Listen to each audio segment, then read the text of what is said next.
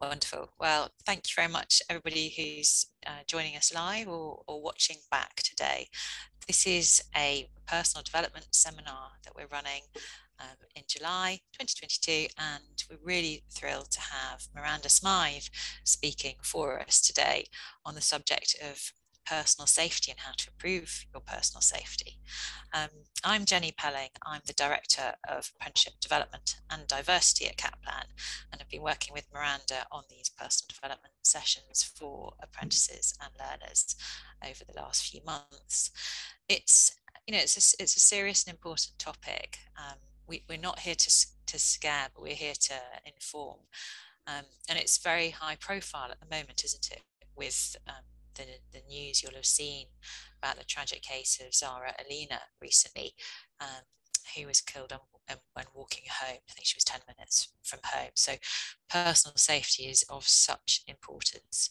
Miranda will say a little bit more about her background and her expertise, but I'm particularly delighted that Miranda's with us and brings her experience of working for the Susie Lamplugh Trust, which is really enormously groundbreaking in its work. So Miranda, I'll hand over to you to introduce and explain a little more, and then we'll walk through this important topic together. Thank you. Thank you ever so much, and warm welcome to everybody who's with us this afternoon.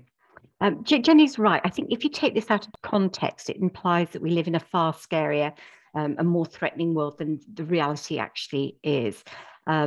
Stranger attacks are incredibly rare. They do happen, but they are incredibly rare. If somebody's going to have a problem, it's usually with somebody that they know in a domestic environment. And today, what we wanted to do is to take a really practical look at personal safety. In a moment, I'll give you a little bit of an overview of the session, what we're going to walk through during our time here this afternoon. And the idea is really for you to take a step back to think about what you do that helps to keep you safe, and maybe to make some very subtle changes to your routine or the processes and ideals that you follow when you're out and about. So let me just walk you through, and I'd love to hear from you in the chat what sounds most interesting or useful from your perspective. So as Jenny said, I'm Miranda Smythe. I'm a Susie Lamplugh Trust trained trainer, and I don't know if you've come across Susie Lamplugh Trust, but they were created by the parents of an estate agent who, coming up 30 years ago, went missing after showing somebody around a property in London. And I think a lot of people at that stage really sat up and took notice. Being an estate agent is supposed to be a very safe environment in which to work, but even Susie had a problem, and part of the issue was in those days people couldn't call for help. And one of the things we will do today is to have a quick look at using mobiles and also our technology. So again, please pop things into the chat so that I can hear from you. Really interested in what sort of drew your attention to our session today. But there are 5 areas that we're going to be having a look at. We just talked about personal safety to start with, but then very quickly from that, wanted to talk about using mobile phones and also introduce you maybe to some safety apps too. The problem with mobiles is they can make us feel safer than we actually are, but they are a great tool to have in our toolkit. So if you do have a problem, then we can contact people fairly seamlessly. And I'll show you a few numbers and ways of organizing your telephone that enables you to do that. Then from that, I thought we'd talk about being out and about. I am hoping that everybody's getting out and about, particularly now lockdown seems to have concluded. And I hope you're having some fun too, which is long overdue. So as part of this, I thought we'd mention being pedestrian, maybe going into using taxis, using public transport. I don't know if you're a cyclist, but we'll mention cycling too. Then do a little bit of input around drinking safely, particularly in pubs and clubs. And then from that, towards the end, talk about being safe online in terms of social media and sharing information. So does anybody have any particular wants from our session today? Is there anything that leapt out at anybody particularly from this?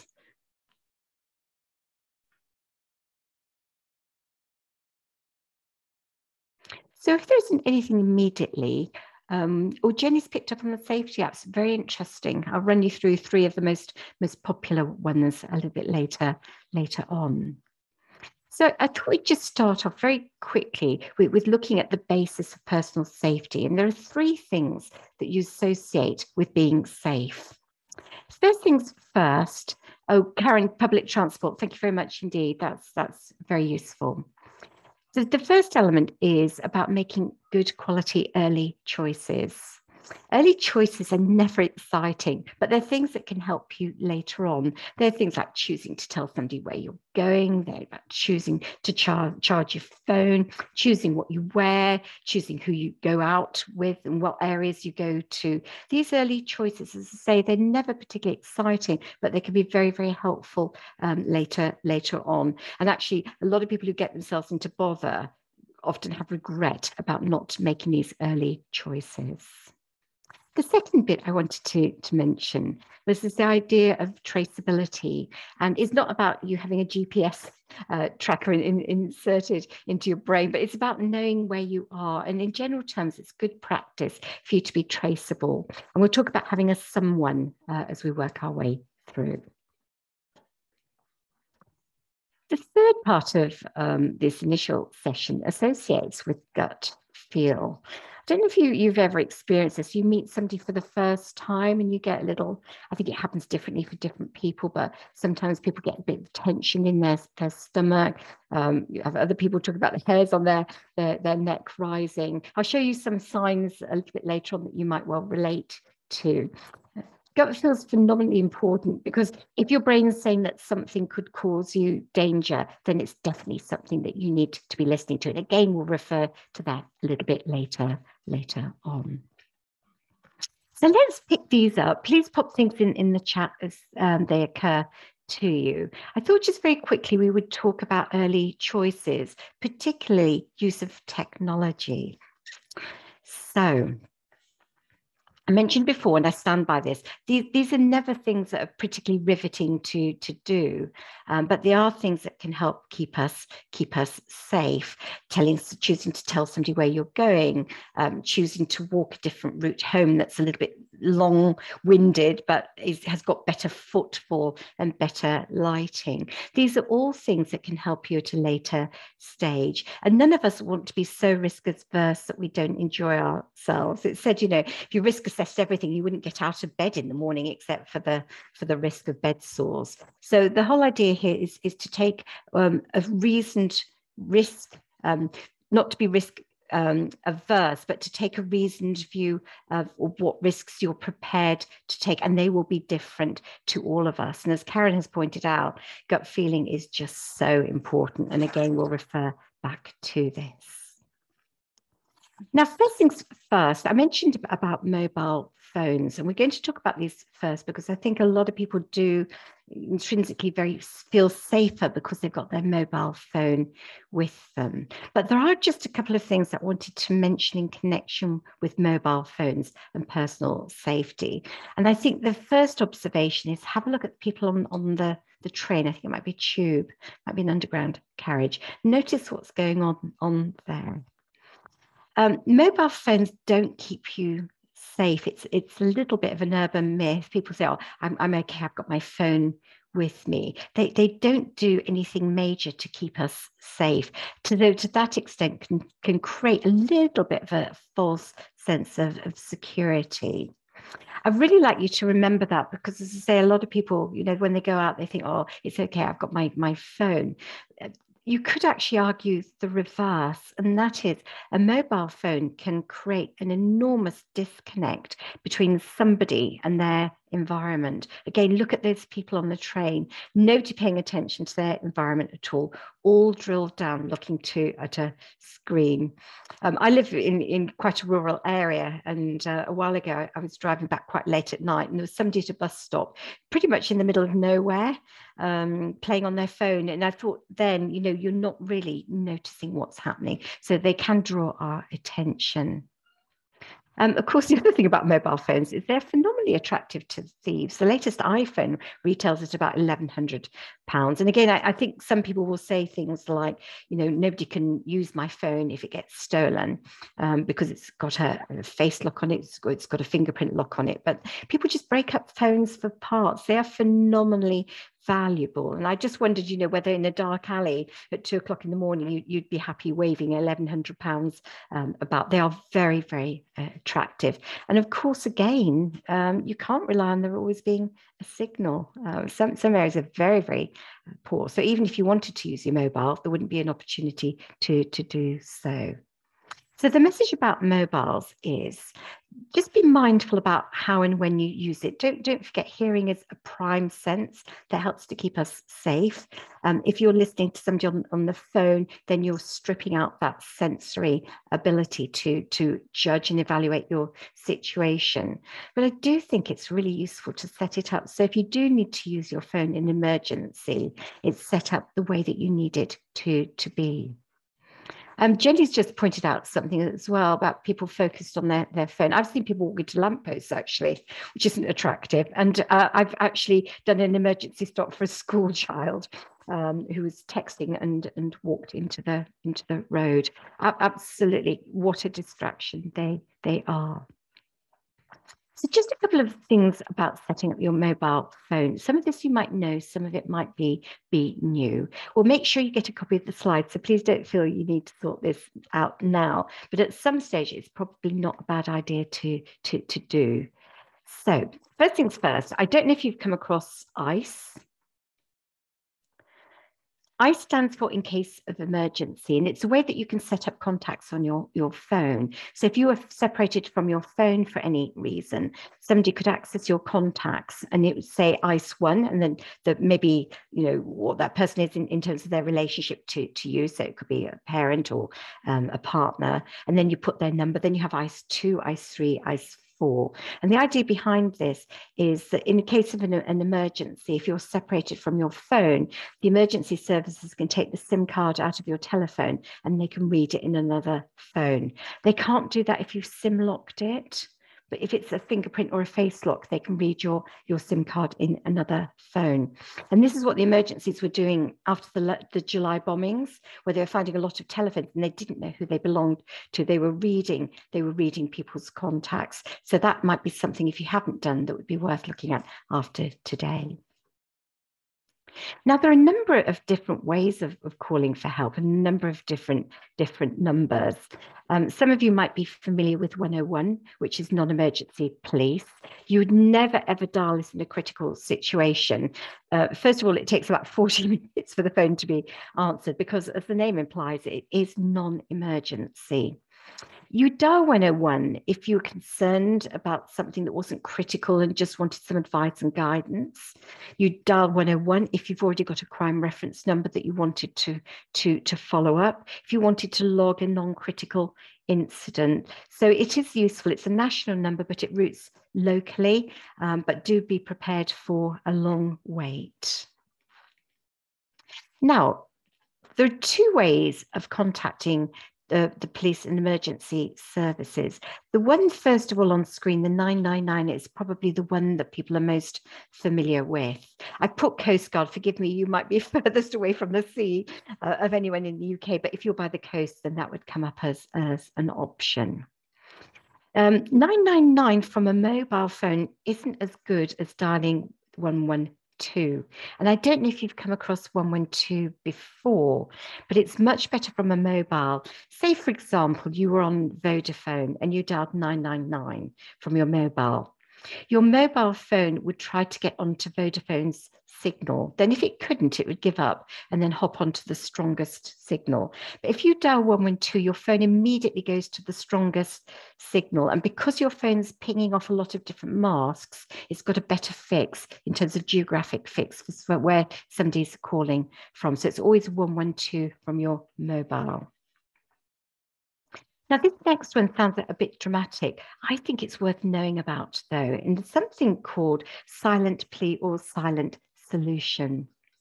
I don't know if you're aware of this, but in the UK, every day, there are around 100,000 silent calls to the emergency service, 100,000 every day.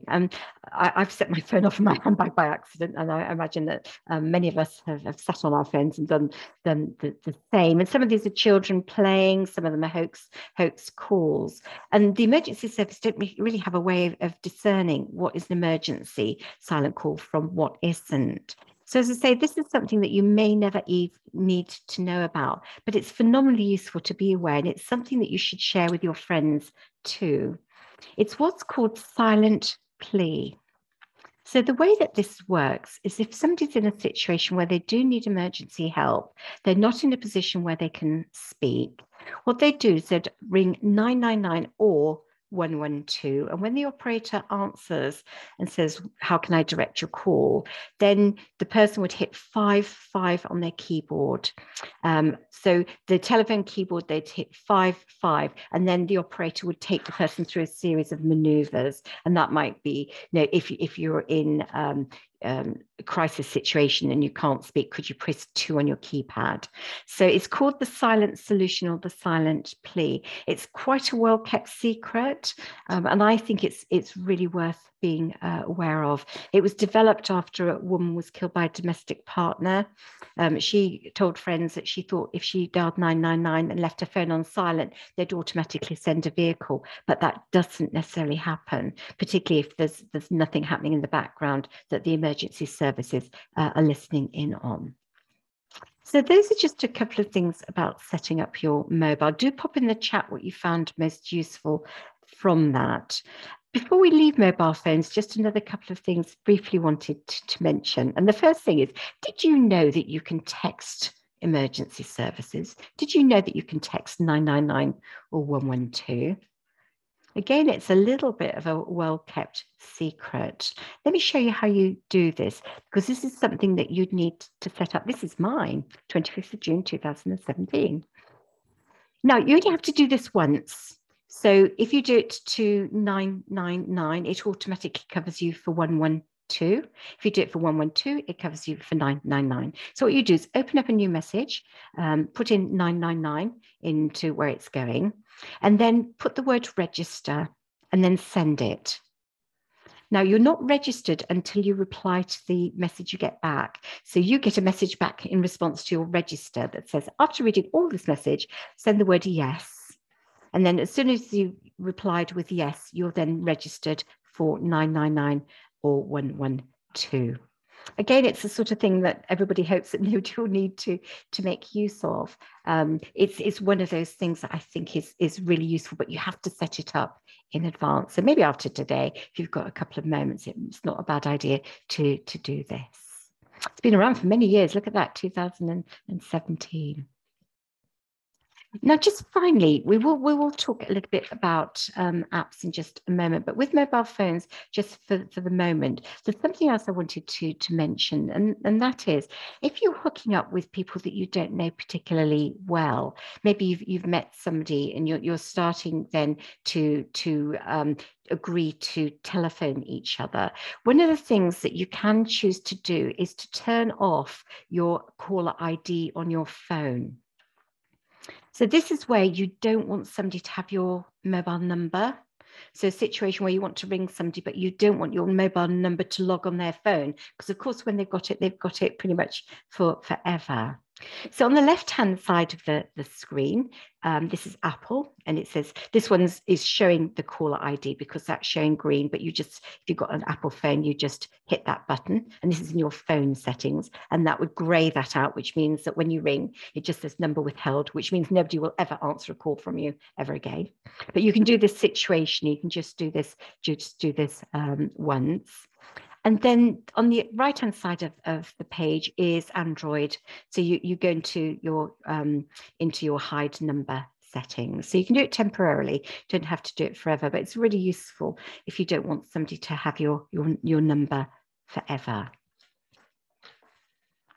Thanks, Jenny and Karen. Interesting about the 99955. It's really not publicised, and I'm not sure why not. It is very much something that all of us need to be aware of. Interesting enough as well, it's part of the government's anti-terrorism strategy that if somebody's in a terrorist attack, they run, hide, tell. Don't know if you've heard that before.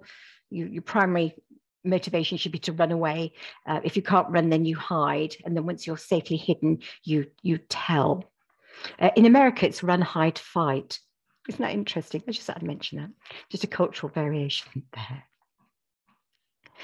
So I mentioned earlier on about early choices, and very briefly, I think it's important to bear it in mind that in general terms, all of us need a somebody. And what this means is, in looking at your traceability, somebody really should know where you're going, who you're meeting, contact you if you don't come back within the time that you've said, and also know what to do if they can't get hold of you. This is phenomenally important. It's one of those early choices. As I've implied by showing a digital calendar at the top there, you can do this through a shared calendar, but it's just so important. If you're in a busy household, this is very easy to do.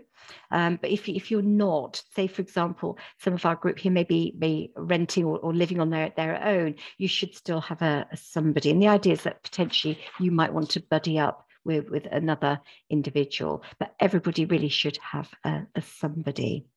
One of the reasons why the investigation into Susie Lampley, the estate agent we mentioned earlier on, as we started, was so difficult to investigate, was that there was no mechanism for her ringing back at the end of her working day. So by the time people knew that there was a problem, the trail really had gone cold. And we do talk about these golden moments. It's just really good practice, and it gives you a sense of security too. Now, there are a number of apps that do something very similar to a somebody. The first one is kind of slightly less so, but you may have seen it advertised quite a bit. And again, you can go onto Google Play, or you can go into your Apple Store, and you can download this. Have any of you heard of What 3 Words? Anybody got it on their phone? Oh, Karen, you've got it. Excellent. In fact, a lot of times if somebody breaks down and they're not quite sure where they are, the emergency services will, the transport services will ask somebody to download it. It turns every single 3 square meter patch of the world into 3 words. So what you do is, if you've got this app, you'd open it, and this person here, should we put them on Bids Inches Coast? It's quite interesting. They'd give that back to the maybe, as I say, car rescue company. They'd put that into their system at that end, and that would give a 10-meter radius for where that person is. It's phenomenally clever. So I think parcel companies are starting to use it as well, aren't they? But that's kind of a big picture app. But there are a couple of tracing apps that I'm not sure if you've come across. There are lots of them if you have a little bit of a look around. I just picked out 2 because they've got some very nice features. The first one is called Be Safe.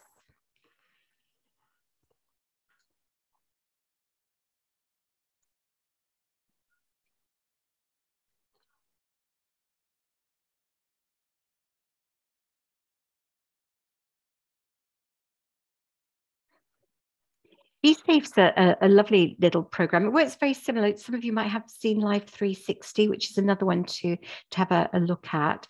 Why I've mentioned Be Safe is it's got some really lovely features. Like, for example, you can create a fake phone call. So if you want to get away from, you're out with somebody and you want an excuse to leave, then you can make your phone ring. You can share your location with other people who are in your circle. It's just a really fluid piece of software that keeps getting better and better and better. So after today, if you're intrigued by this, do have a look around. A lot of these are freeware.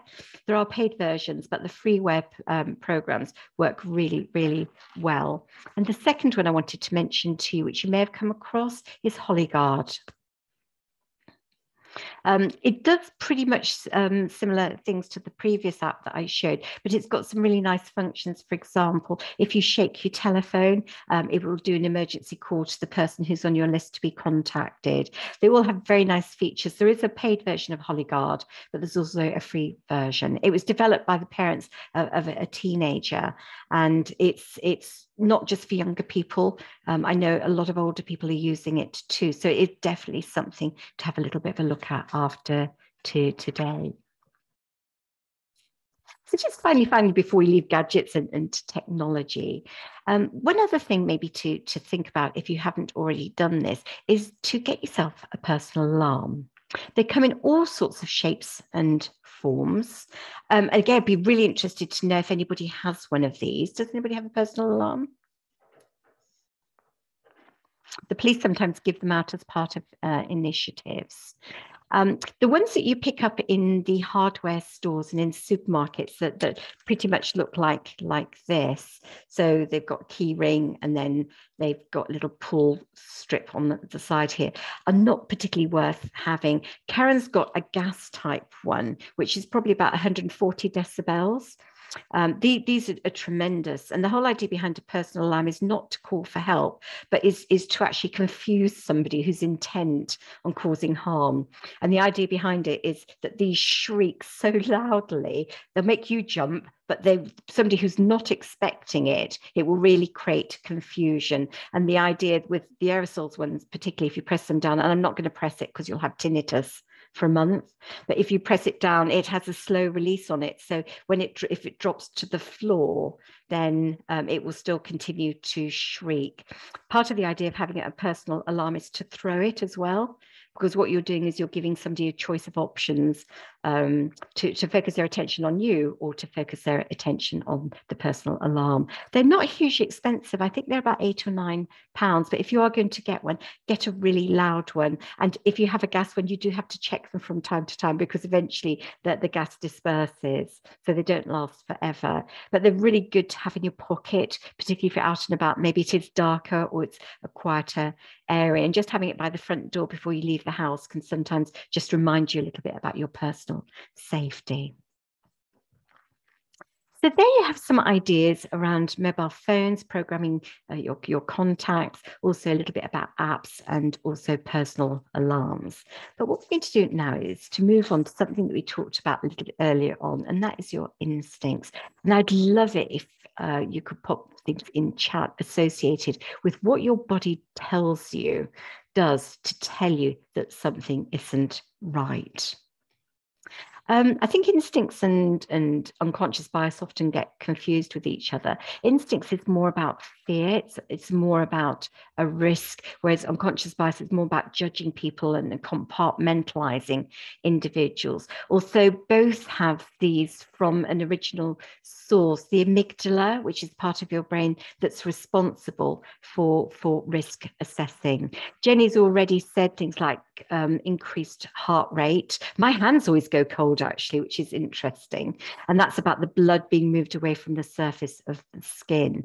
And instincts, gut feel, however you term it, are really things that you should listen to. It's basically your brain telling you that something isn't right. Karen's picked up on the icky feeling, which is often associated with people holding their breath or breathing very shallowly and quickly. So they're not being properly oxygenated. And what it does is it deprives the stomach wall of oxygen, which sends it into cramps, which is often why people get butterflies or they feel a little bit sick.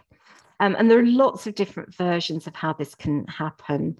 Have you ever woken up in the night and thought the dressing gown on the back of the door was a person? If you have, Karen has, if you have, then you'll relate to this. That's all of a sudden your vision sharpens, your hearing picks up, your senses go into overdrive. It's really your brain saying, you know, you've been in a situation like this before that's created problems for you. This is inherently potentially dangerous. Now, your instincts can be wrong, but you should always listen to them. So things like people tense, it's not just fight flight, interestingly enough, it's fight flight freeze, which is again sometimes where the personal alarms come into play, because if somebody's vocal cords freezes, then they're able to then press an alarm button. The tensing of muscles, hair standing on the back of the neck. That was Karen's, wasn't it? Your icky feeling. I mentioned about cold hands, changes in breathing, and Jenny, that was the first one that you said, increased heart rate. And the idea behind your instincts is to recognize that they aren't always accurate. But basically, if somebody is creating, or a situation is engendering these sorts of reactions, it's really to you to act on these. And one of the things that I sometimes end up doing is debriefing people who've been in difficult situations. And often people will say, I knew at the start it didn't feel right. Immediately I met them, it felt wrong. We sort of negotiate with them. And one of the things I would say is, if you meet somebody and something doesn't feel right, is, listen to what your body's telling you. Perhaps remove yourself from that situation. You can unpick it later. You can reflect on it a little bit later on. But if you're getting these really strong instincts about a situation or about a person, then doing nothing is probably not a great option. Now, for many of us, these instincts come when we meet somebody for the first time, and many of us will be pedestrians in our own right, whether it's just walking around at lunchtime or going out in the evening. So I'll talk about public transport in just a moment, but in terms of walking, there are some principles of being safe out and about. And if you've got any safety tips as well, pop them in the chat box and we'll pick them up from there. And first things first, do think about the route that you choose. What looks like a nice shortcut during the working day with lots of footfall may not look quite so good after night's fallen. So, do pick your route. In general terms, you want to be where other people are rather than in an isolated area. Another thing also is, if in terms of practicality, wear things that you can move really comfortably in. So if you are leaving a venue late at night, at least have something that you can move really swiftly in, so that you're not hesitant in the way that you work. There is something called victimology, which is really interesting, and that is that a lot of almost career criminals pay attention to individuals and people who look slightly vulnerable, look less certain. They're possibly easier prey than people who look really confident and are moving very swiftly. Confidence is really important. I know Jen's been up in London recently. Do you relate to seeing people coming out of King's Cross? Immediately they get out their phone and look up Google Maps? Yeah. Yeah. Absolutely. And again, this is about victimology. So look confident. Even if you're lost, look really, really confident. Be careful about being on your phone and texting, and also having earbuds in, particularly in less populated areas. Again, it removes one of your primary senses. So having things like earbuds in, you can't hear what's happening around you. It isolates you from the rest of the world. And I know that I've heard of people who've been in difficult situations who've immediately got their mobile phone out to make a call because it makes them feel more comfortable.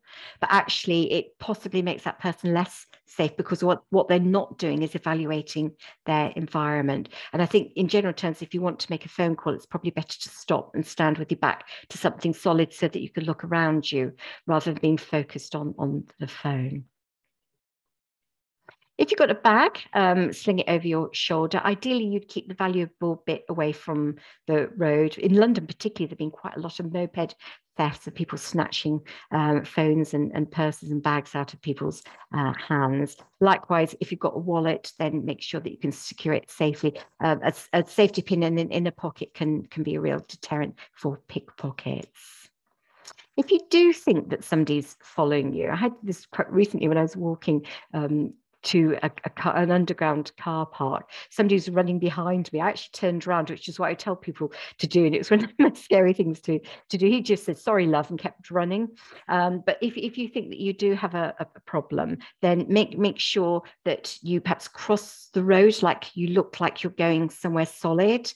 Make sure that you head for bright populated areas. One of the things I often notice in films where somebody's being followed is that they end up leaving a brightly lit, well-populated town centre and end up in a multi-storey car park right on the top floor in the middle of nowhere. So you deliberately, consciously think about bright, populated areas. So let's just stop for a moment and talk a little bit about public transport. Karen, you use public transport, buses, trains, both?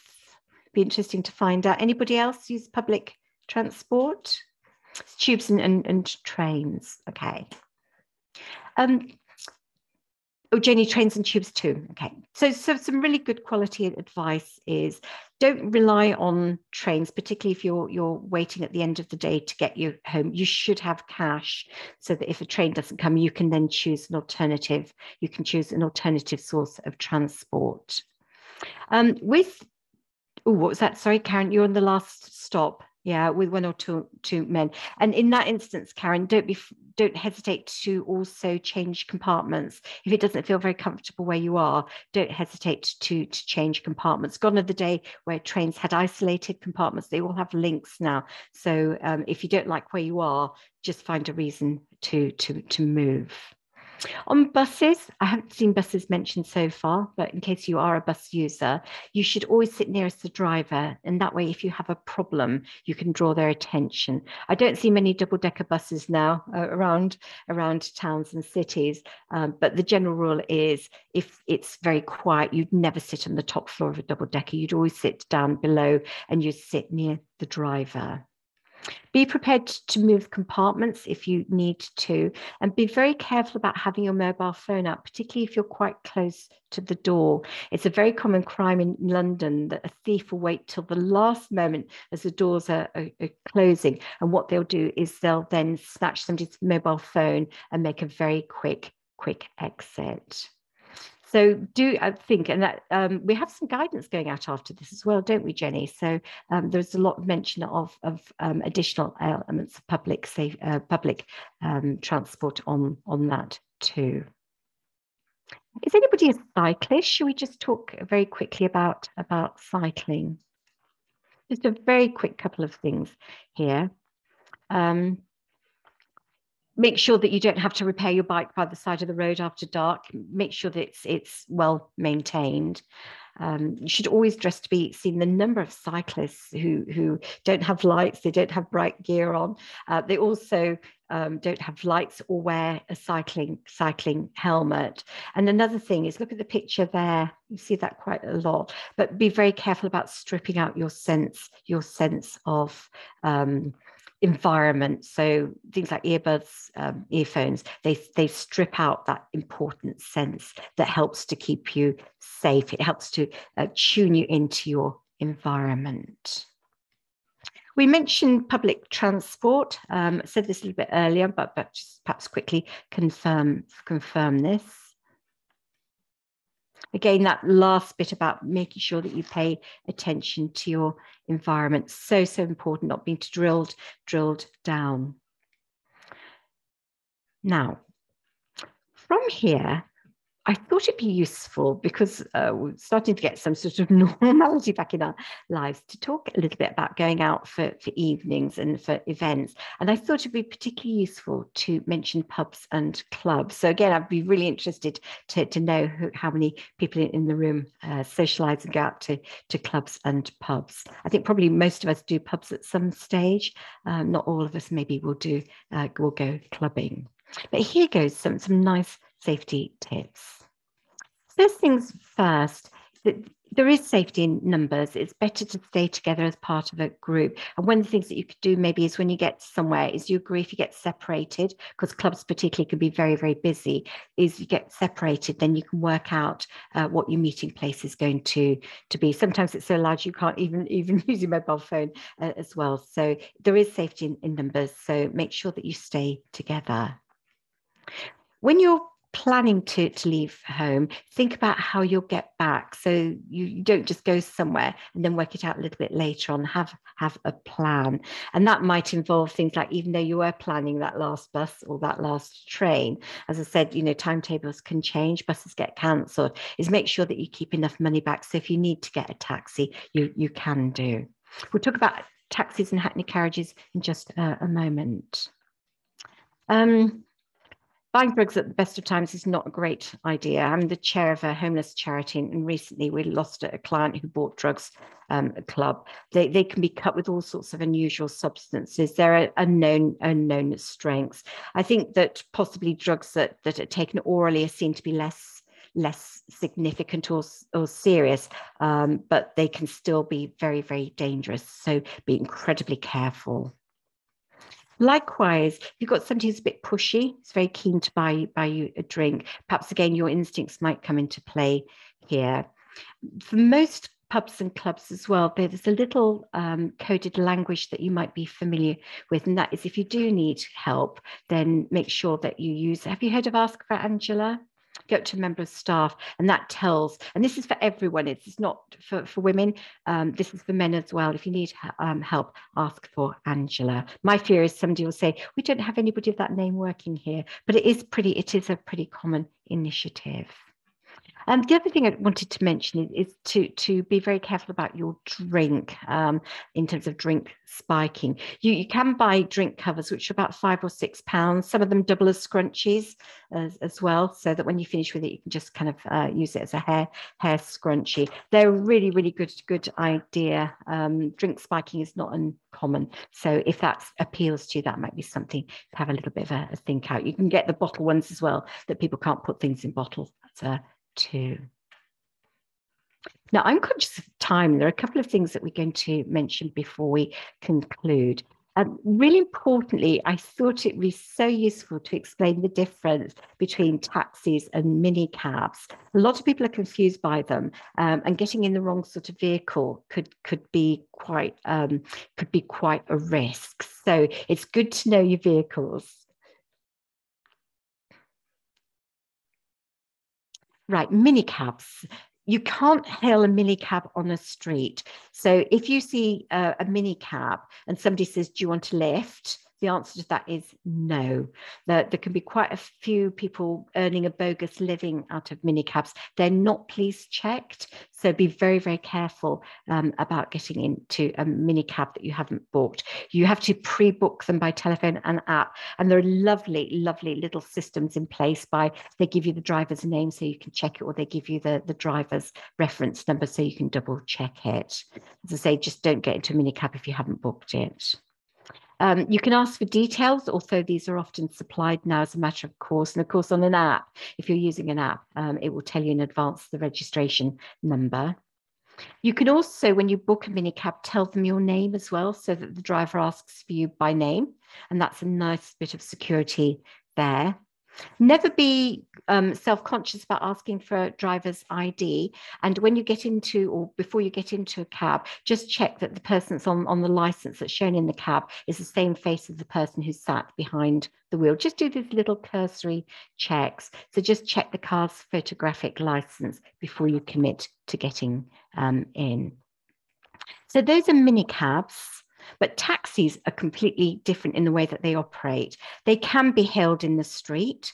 They're purpose-built, so any car can be a mini cab, although often companies will have things like black bonnets or red wings. They'll have describing factors, but they're absolute purpose-built vehicles. They'll have an illuminated sign on the roof that identifies them.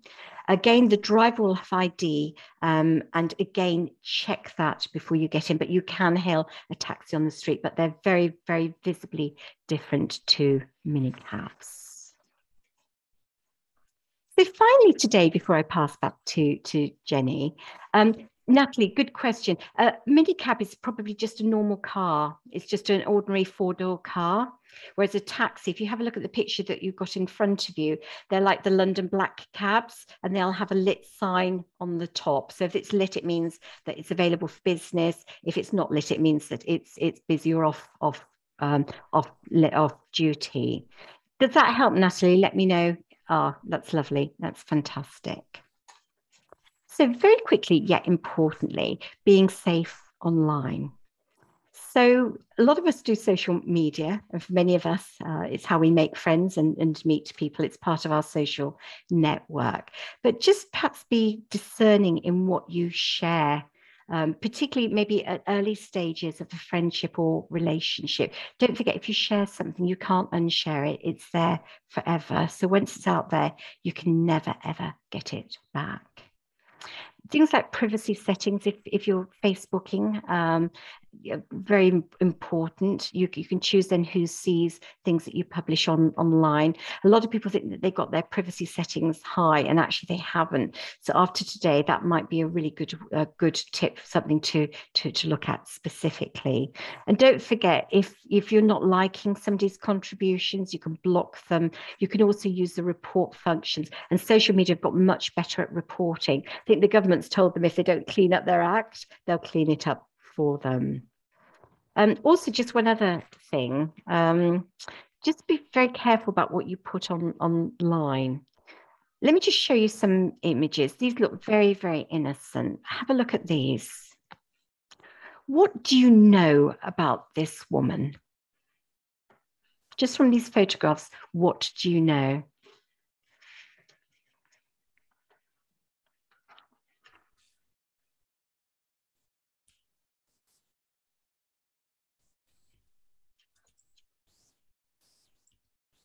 Yeah, absolutely. And actually, not just that she's 30, but you know her date of birth. Well done. Her age, children, hobbies. Well done. I think she might be called Zoe, or her name begins with a Z potentially. Yeah, you can do a reverse Google image search to find out where she lives. As I say, she's got a key ring there with an initial on there, her family.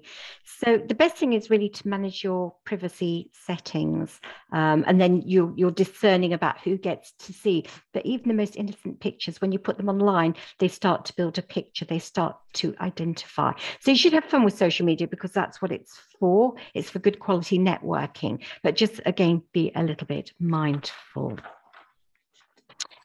Now, we've covered quite a few areas today, and I'm just going to pass back to Jenny. Just to summarize, though, we've looked at mobile safety apps, personal safety, being out and about, a little bit about gut feel and instinct, using personal alarms, safe visits to clubs and to pubs. But I wanted to pass back to Jenny, because there are a couple of things you want to say as we wind down. So, Jenny. Thank you, Miranda. Absolutely. First of all, I learned so much as always from that. So thank you. Everybody would be really grateful if you could complete a super quick survey that's in the chat now. So we know what you've taken from this and what other sessions would be helpful for you, what you've learned from it, etc. So please take a minute to do that now. There is a lot of support at Kaplan as well in relation to safeguarding and well-being.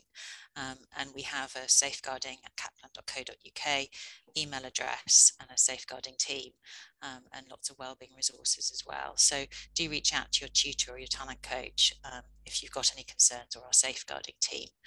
And we are running these personal development sessions again, starting up in September. So we're going to have a break now in August, but we'll be back doing more personal development sessions with everyone from September. So we look forward to seeing you then. Miranda, over to you for some final words. Lovely. I just wanted to say again that we've taken this really out of context. And I think if you looked at what we've done, it implies that the world is a very unsafe, uncertain world. And the reality is it isn't. It's a lovely place full of really nice, kind people who want to do good deeds. So please, in the words of Crime Watch, don't let this have nightmares. Do think about your personal safety there. It belongs to you. It's our own responsibility to ensure that we're safe. And, enjoy yourself. Just enjoy yourself safely. So thank you ever so much for coming today. It's been lovely to have you along for our little session. Thank you. Thanks all. I'll stop the recording now. Thank you. I just wonder